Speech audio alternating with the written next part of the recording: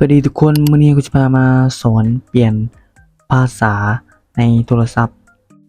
กรณีหมู่เพื่อนหลงกดเปลี่ยนภาษาหรือว่าโทรศัพท์รีเซ็ตเองมันก่อนจะขึ้นมาตัวภาษาแบบนี้สำหรับบางเครื่องก็จะอาจเป็นตัวภาษาจีนและอีกสำหรับบางเครื่องบางทีก็จะเป็นภาษาอังกฤษถ้าเป็นภาษาอังกฤษบางทีเราอาจ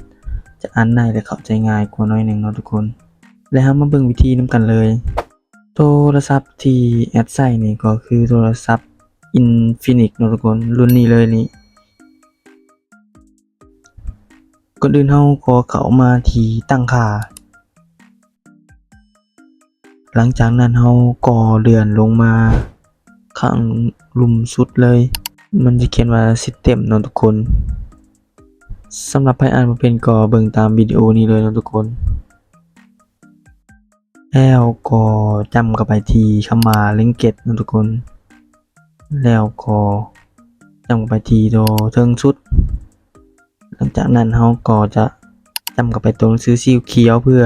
เลือกภาษาที่เราอยากใช้นั่นเองบ่ว่าจะเป็นภาษาลาวหรือภาษาไทยก็ได้นะทุกคนเลื่อนหา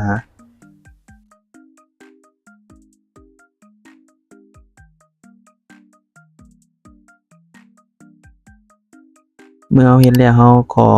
คลิกเอาเลยแล้วก็กดตรงหนังสือสีเขียวนี้หลังจากนั้นโทรศัพท์ของเราก็จะเปลี่ยนเป็นภาษาไทยให้หรือว่าภาษาลาวแล้วก็ลองกดออกลองเบิ่งนะทุกคนเห็นบ่ว่าเมนูต่างๆของในโทรศัพท์เรานี่